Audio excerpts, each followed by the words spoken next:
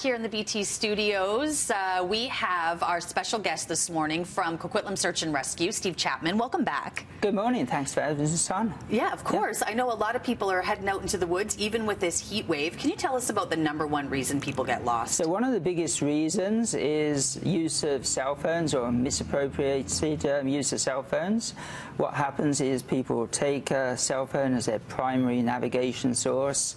They'll go up into the hills, they'll lose cell phone reception, use the GPS on the phone, and when that happens, the batteries will drain down really quickly, so it might be 3 or 4 times as quick as it would be at home.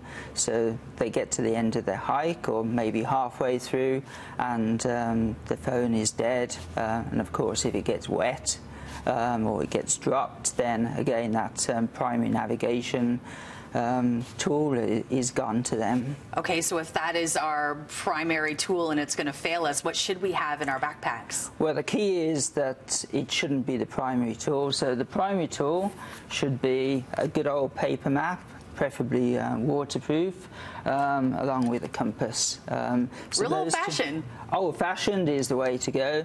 This will never break, it'll never run out of batteries. This will always tell you which direction to go, as long as you have the skills to use them, of course. That being said, we do know that a lot of our local trails are getting overrun with people. They're changing. How often would an online map, let's say, get updated compared to a paper one? So you've got to be very careful with online maps. A lot of apps use online maps from central data sources that aren't necessarily up to date. So there's examples where people have tried to follow trails that are on their map on their phone, but on the ground, in reality, they're not there. So there's an example there.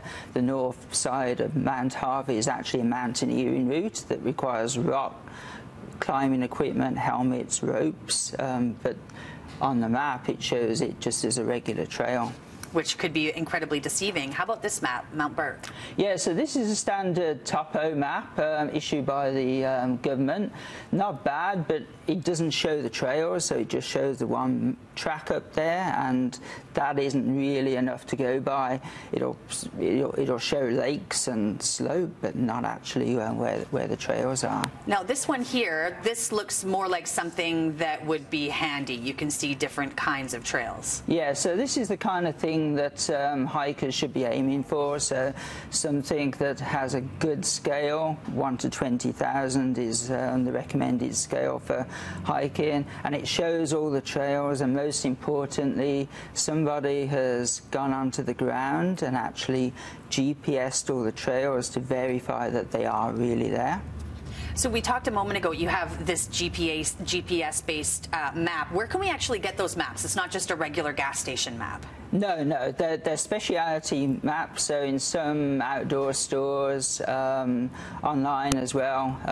There's quite a few little companies that do little niche areas of the province. If you Google the area you want, then quite often the map will come up. Just remember to do that well ahead of the time, so it gives you time to find that map and you're not at the last minute scrambling to find something for your day trip up the mountains.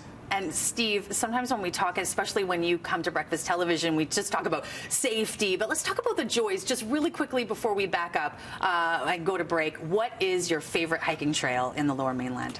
It's difficult to choose from. I would say now it's probably Golden Ears, the summit of it. I can see it from my bedroom. It's staring out at me, and then when you look, it's calling your name. It's calling my name, and when I'm on the top, I'm looking down on the world. I'm looking down on Pitt Lake. Beautiful. And it's a fantastic hike, but for viewers, it's a very tough hike. It's 12 or 13 hours. So. Oh wow! Yeah. Well, there we go. Lots of information that we need to stay safe this summer. Thank you so much, Steve. Well, thank you very much for having us on.